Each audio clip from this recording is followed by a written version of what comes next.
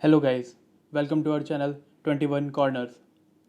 हमारे ये channel cover करता है CDS, CAPF, NDA, FCAT, CGL, CPO, MTS और भी बहुत सारे एग्ज़ाम्स को। तो आज मैं आपके लिए लेके आया हूँ evolution of Indian constitution part 2। पहला पार्ट हमने दोस्तों पिछली वीडियो में कवर करा था, जो आप मेरी प्लेलिस्ट में जाकर देख सकते हैं। तो आइए आज शुरू करते हैं हम इसका पार्ट 2। देखो, पहले पार्ट में हमने कवर करा था इंडिपेंडेंस से पहले क्या क्या हुआ। तो जैसा कि हमने देखा, इंडिपेंडेंस से पहले इंडियन कॉन्स्टिट्यूशन असेंबली में 389 मेंबर्स थे। 18 जुलाई 1947 को इंडियन इंडिपेंडेंट एक्ट पास हुआ। 22 जुलाई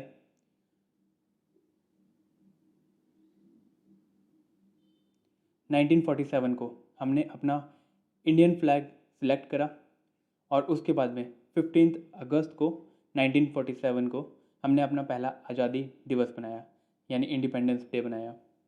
तो देखिए, आफ्टर इंडिपेंडेंस मतलब आज़ादी के बाद हमारे कॉन्स्टिट्यूंट असेंबली में सिर्फ 299 मेंबर्स थे, और क्योंकि बंटवारा हो चुका था, कुछ मेंबर्स पाकिस्तान चले गए और कुछ मेंबर इंडिया रह गए।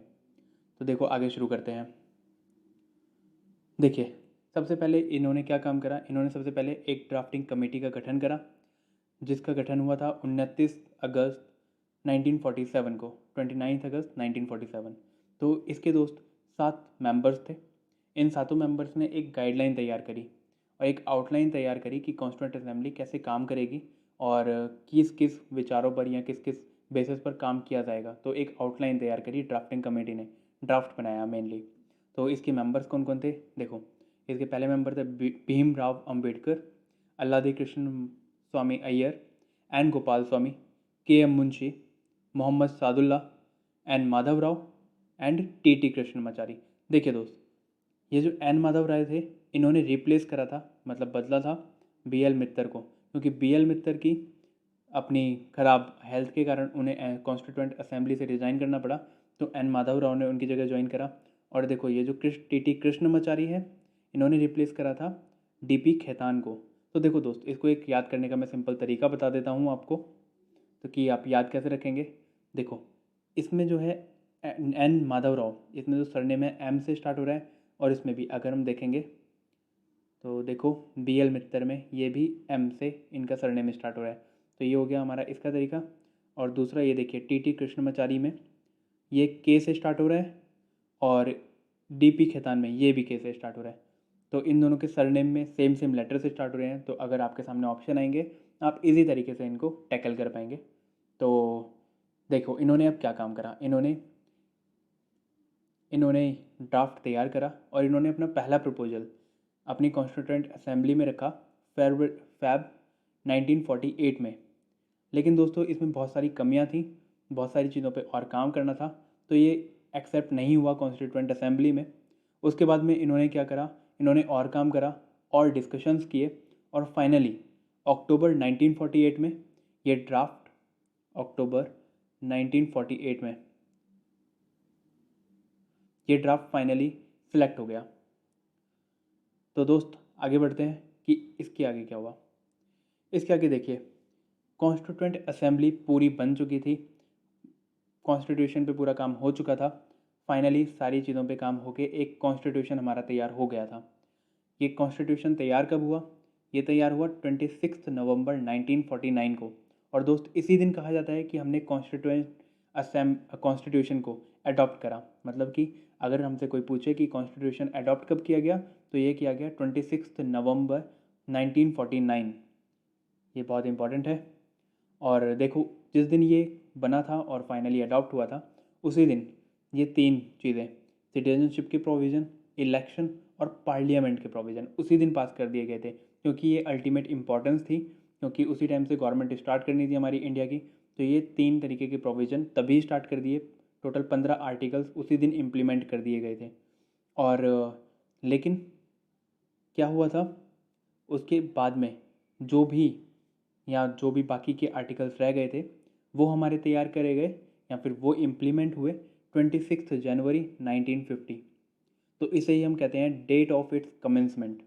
तो दोस्त, अगर क्वेश्चन आता है कि कॉन्स्टिट्यूशन को अडॉप्ट कब किया गया, तो ये करा गया 26 नवंबर 1949। और अगर क्वेश्चन आता है कि डेट ऑफ कॉन्स्टिट्यूशन कमेंसमेंट ये क्या है, तो ये है 26 जनवरी 1950।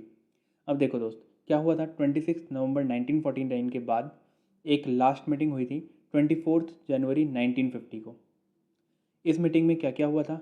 इस मीटिंग में हमारा नेशनल सॉन्ग, नेशनल एंथम और हमारे प्रेसिडेंट जो कि राजेंद्र प्रसाद थे उन्हें सिलेक्ट करा गया था। तो इस मीटिंग में ये सिलेक्ट हुए। ये बहुत बार पूछ लिया जाता है एग्जाम्स में, तो ये आप याद कर लीजिएगा। और एक बहुत इंपॉर्टेंट फैक्ट है यहाँ पर कि ये हमारा पूरा कॉन्स्टिट्यूशन 2 साल 11 महीने और 18 दिन में जाकर तैयार हुआ। तो ये आप कहीं स्क्रीनशॉट लेके रख लीजिएगा, ये पूरी स्लाइड बहुत इंपॉर्टेंट है। तो चलते हैं आगे।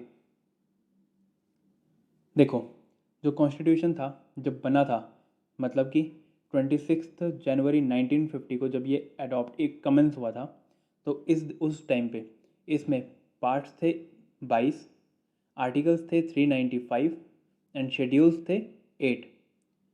लेकिन जैसे कि हम लोग देखते रहते हैं आजकल भी और भी बहुत बार कि बहुत सारे कॉन्स्टिट्यूशन और आर्टिकल्स अमेंड होते रहते हैं टाइम टू टाइम। कुछ कमियां होती हैं जो पूरी कर दी जाती हैं, इम्प्रूव कर दी जाती हैं, कुछ लूप होल्स होते हैं जिन्हें फिल करना बहुत इंपॉर्टेंट हो जाता है। तो ये फाइनली करते रहते हैं धीरे धीरे, ये स्लो प्रोसीजर होता है। तो इसी के कारण आज अगर हम देखें तो आज हमारे पार्ट्स हो चुके हैं 25, आर्टिकल्स हो चुके हैं 448 और शेड्यूल्स हैं 12। ये सब मैं एक एक शेड्यूल, एक एक आर्टिकल्स, जो भी इंपॉर्टेंट आर्टिकल्स हैं और पार्ट्स, ये सब मैं आपको बताऊंगा। ये बहुत इंपॉर्टेंट हैं, सीधे सीधे एग्ज़ाम में पूछ ले जाते हैं। जैसे ही हम आगे बढ़ते जाएंगे मैं आपको एक एक चीज़ कवर करता जाऊंगा। आप डेफिनेटली आपको इन वीडियोस से बहुत फ़ायदा मिलने वाला है और आपके एग्ज़ाम्स में आपको बहुत सारे क्वेश्चंस इन वीडियोस से मिलने वाले हैं। तो आप इस चैनल के साथ बने रहिए। और अगर आपने अभी भी लाइक एंड सब्सक्राइब नहीं करा तो एक बार जल्दी से लाइक एंड सब्सक्राइब का बटन दबा दीजिए और चलते हैं फिर आगे की चीज़ें पढ़ते हैं। देखिए, कॉन्स्टिट्यूशन था हमारा, लेकिन उसमें हमने बहुत सारी जगह से बहुत सारी चीज़ें उठाई थी। मतलब कि हमने बहुत सारी जगह से देख देख के जो भी अच्छी अच्छी चीज़ें थी हमने वो अडॉप्ट करी। तो उन्हें ही कहा जाता है सोर्सेज ऑफ कॉन्स्टिट्यूशन। तो देखो, जैसे ब्रिटेन में अगर कुछ अच्छा था तो हमने ब्रिटेन से लिया, फ्रांस में अच्छा था तो फ्रांस से लिया। तो ये पूछ लिया जाता है। तो ये मैंने कवर करा है कि सिर्फ मैंने यहाँ पे इंपॉर्टेंट पॉइंट कवर करे हैं जो एग्ज़ाम्स में पूछे जाते हैं, वरना कॉन्स्टिट्यूशन तो हमारा बहुत बड़ा है, वो सब कवर करना बहुत मुश्किल है। तो यहाँ सिर्फ मैं इंपॉर्टेंट पॉइंट लेकर रहा हूँ और आपको इसके बाहर नहीं मिलेगा कुछ भी। तो देखिए, हमारा पहला अगर हम देखते हैं the government of India act 1935। ये देखिए दोस्त, हमारा कॉन्स्टिट्यूशन मेनली पूरा इसी एक्ट पर बेस्ड है। ये जो ब्रिटिश गवर्नमेंट ने हमारा 1935 में भेजा था 321 सेक्शंस के साथ, तो हमारा मेनली सब कुछ इसी पर बेस्ड है। और इससे हमने, अब देखो मेन चीज़ें क्या क्या ली। इससे हमने लिया फेडरेशन स्कीम, इससे हमने लिया office of governor, judiciary, administrative details, public service commission. देखो, फेडरल स्कीम या फेडरेशन क्या होता है? फेडरल स्कीम ये होती है कि इंडिया है, एक यूनियन है और इसके अंदर बहुत सारी स्टेट्स हैं। ये फेडरेशन की तरह काम करेगा, लेकिन किसी भी स्टेट को पावर नहीं होगी कि कोई इससे अलग हो जाए, अपनी यूनियन ऑफ इंडिया से अलग हो जाए। तो ये होता है एक फेडरल तरीका कि हमने डिस्ट्रीब्यूशन ऑफ पावर करा है, लेकिन कोई अलग नहीं हो सकता। ये अपने इंडियन कॉन्स्टिट्यूशन की खासियत है। उसके बाद में जो हम गवर्नर देखते हैं वो भी यहाँ से लिया गया, जुडिशरी, एडमिनिस्ट्रेटिव डिटेल, और जो हम देखते हैं पब्लिक सर्विस कमीशन के आईपीएस आईएएस रैंक के अधिकारी, वो भी इधर से ही हमने एक्सेप्ट करे और अडॉप्ट करे। देखो, सेकंड नंबर पे आता है ब्रिटिश कॉन्स्टिट्यूशन। तो ब्रिटिश कॉन्स्टिट्यूशन में हमने लिया सबसे इंपॉर्टेंट चीज़ पार्लियामेंट्री गवर्नमेंट, कि हमारी गवर्नमेंट कैसी होगी। बाई कैमरल पार्लियामेंट्री गवर्नमेंट है अपनी। तो ये हमने ब्रिटेन से ऑक्यूपाई करा है और अडॉप्ट करा है। तो देखो, इसमें क्या होता है कि अपर हाउस, लोअर हाउस, और कैसे चीज़ें पास होंगी, कैसे इलेक्शंस होंगे, ये सब पार्लियामेंट्री गवर्नमेंट कैसे काम करेगी, ये पूरा हमने यहाँ ब्रिटेन कॉन्स्टिट्यूशन से लिया है। Rule of law, legislature procedure, single citizenship. देखो, हमारे जैसे यूएसए में अगर हम देखें कि उनकी स्टेट्स की और यूएसए की अपनी 2 सिटीजनशिप होती हैं, लेकिन हमारे इंडिया में स्टेट्स हैं लेकिन सिर्फ एक ही सिटीजनशिप चलती है, वो है इंडियन सिटीजनशिप। किसी स्टेट की अलग सिटीजनशिप नहीं है। तो ये सिंगल सिटीजनशिप हमने कहाँ से ली थी? ये हमने ब्रिटेन से ली थी। उसके बाद में आता है कैबिनेट सिस्टम। तो चलते हैं आगे। देखो दोस्त, ये था हमारा यूएसए कॉन्स्टिट्यूशन। इसके अंदर हमने सबसे पहली और सबसे इम्पॉर्टेंट चीज़ ली थी फंडामेंटल राइट्स। ये दोस्त बहुत ज़्यादा इंपॉर्टेंट है, ये बहुत बार पूछ लिया जाता है एग्ज़ाम में। तो हमने यूएसए से क्या लिया? Fundamental rights. जो भी हम देखते हैं, right to expression, right to reside in any state, ये सब मैं आपको अगली वाली वीडियोस में कवर करूँगा। मतलब जो आगे हम चैप्टर्स वाइज पढ़ते जाएंगे उस तरीके से मैं आपको सारी चीज़ें कवर करता जाऊँगा। लेकिन अभी समझते हैं कि फंडामेंटल राइट कहाँ से लिए। तो ये लिए यूएसए कॉन्स्टिट्यूशन से। Impeachment against the president. दोस्तों हमने देखा है कि प्रेजिडेंट को हटाया जा सकता है। प्रेजिडेंट अल्टीमेट पावर होती है एक किसी भी कंट्री की, लेकिन प्रेजिडेंट को हटाया जा सकता है। इसे कहते हैं इम्पीचमेंट अगेंस्ट प्रेजिडेंट। तो ये बहुत इंपॉर्टेंट पार्ट है हमारे कॉन्स्टिट्यूशन का।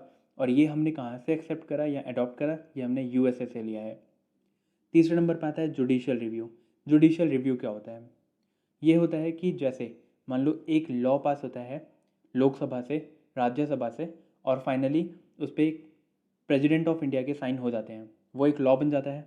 तो इसके बाद अगर उस लॉ में कुछ कमियां हैं या उस लॉ में कुछ गड़बड़ दिखती है तो सुप्रीम कोर्ट उसे रिव्यू कर सकता है। और अगर कुछ कमियां हैं तो सुप्रीम कोर्ट गवर्नमेंट को ये आदेश दे सकता है कि इसमें ये चीज़ें सुधार की जाएँ। और बहुत बार ऐसा होता भी है। तो इसे ही कहते हैं जुडिशियल रिव्यू, और ये हमने लिया यूएसए कॉन्स्टिट्यूशन से। अगला हम देखते हैं इंडिपेंडेंस ऑफ जुडिशरी। तो चलते हैं आगे। German constitution. तो जर्मनी से हमने क्या क्या लिया? जर्मनी से हमने लिया एमरजेंसी प्रोविजंस, कि एमरजेंसी प्रोविजंस में एक कंट्री कैसे काम करेगी। जैसे हमने देखते हैं कि अगर नेशनल इमरजेंसी लग जाए, हमारे कंट्री में 3 ही बार आज तक नेशनल इमरजेंसी लगी है। तो अगर नेशनल इमरजेंसी लगती है तो सारे राइट्स, जो भी हमें फंडामेंटल राइट्स मिले हुए हैं, सारे राइट्स अबॉलिश कर दिए जाते हैं, एक्सेप्ट सिर्फ 2 राइट्स को छोड़ के सारे राइट अबॉलिश कर दिए जाते हैं। ये 2 राइट कौन कौन से हैं ये मैं आपको आगे वाली वीडियोज़ में बताऊँगा, जब हम फंडामेंटल लॉज और फंडामेंटल राइट्स के ऊपर अलग से एक वीडियो बनाएंगे तो ये उसमें मैं कवर करूँगा। तो आगे देखते हैं आयरलैंड कॉन्स्टिट्यूशन। तो देखो, आयरलैंड कॉन्स्टिट्यूशन से डीपीएसपी, इसका शॉर्ट फॉर्म है directive principle of state policy, का शॉर्ट फॉर्म है डीपीएसपी।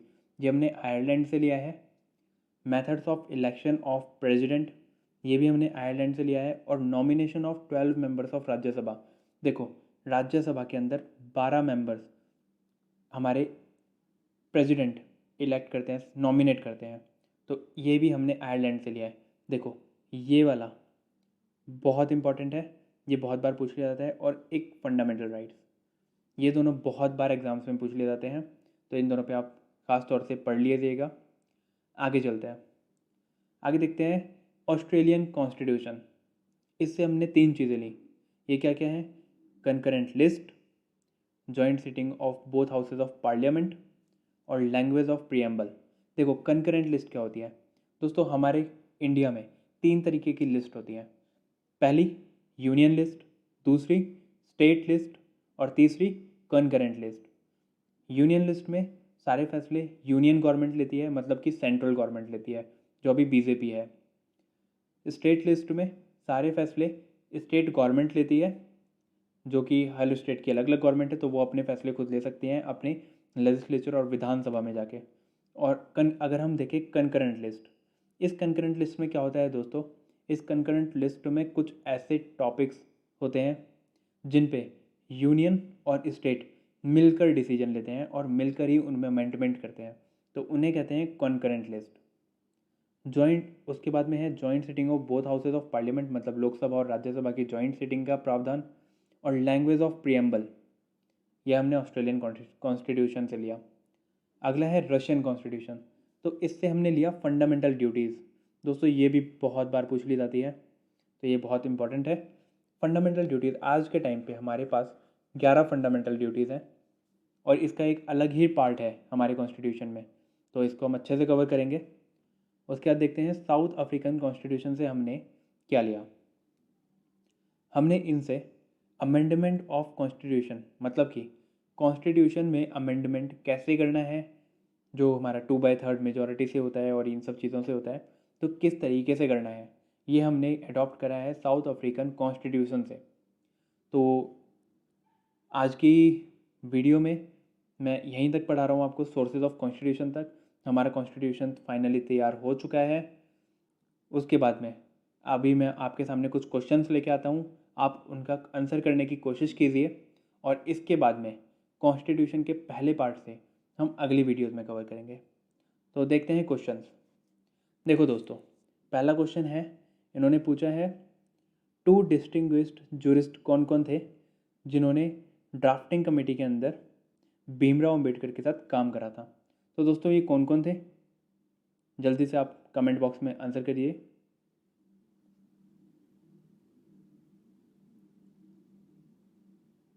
यस, ये थे Alladi Krishna Swami Iyer and KM. Munshi.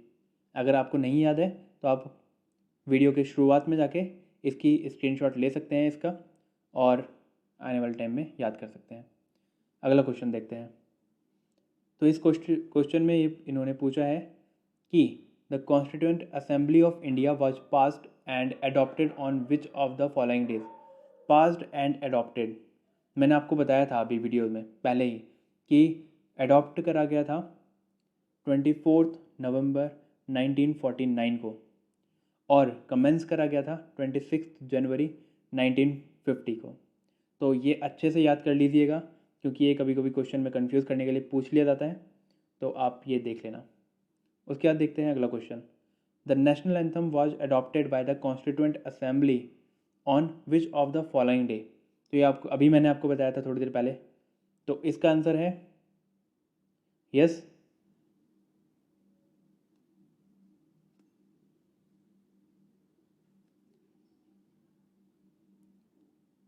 Yes friends, इसका आंसर है 24 जनवरी, बट ये 1947 नहीं है, ये है 1950। तो ये दोस्तों मैंने आपको चेक करने के लिए डाला था, ताकि पता चल पाए ईयर का भी, ये आपको ध्यान रहेगा आज के बाद कि ईयर कौन सा था। तो 24 जनवरी 1950। उसके बाद देखते हैं आगे। देखो, the idea of concurrent list, ये हमने इंडियन कॉन्स्टिट्यूशन में कहाँ से लिया। मैंने अभी आपको बताया था कंकरेंट लिस्ट क्या होती है, तो आपको याद होगा शायद कि कहाँ से लिया। यस, ये आइडिया लिया गया था ऑस्ट्रेलिया से। देखते हैं next question. What is not taken from British constitution in the constitution of India. तो हमने ब्रिटिश कॉन्स्टिट्यूशन से क्या नहीं लिया। तो देखो, पार्लियामेंट्री गवर्नमेंट मैंने बताया था आपको, ये ली है। सिंगल सिटीजनशिप, ये भी मैंने आपको बताया था, ये भी ली है। फंडामेंटल राइट्स, ये देखिए, ये मैंने आपको बताया था मोस्ट इंपॉर्टेंट पार्ट, ये हमने लिया है ऑस्ट्रेलिया से। तो ये ऑस्ट्रेलिया से लिया है, मतलब इसका इस क्वेश्चन का आंसर यही है, क्योंकि इसने पूछा था कि ब्रिटेन से हमने क्या नहीं लिया, तो ये हमने फंडामेंटल राइट्स नहीं लिए। देखते हैं नेक्स्ट। देखो दोस्त, ये पहला जो क्वेश्चन है, who was the chairman of drafting committee. तो इसका आंसर आपको पता होगा।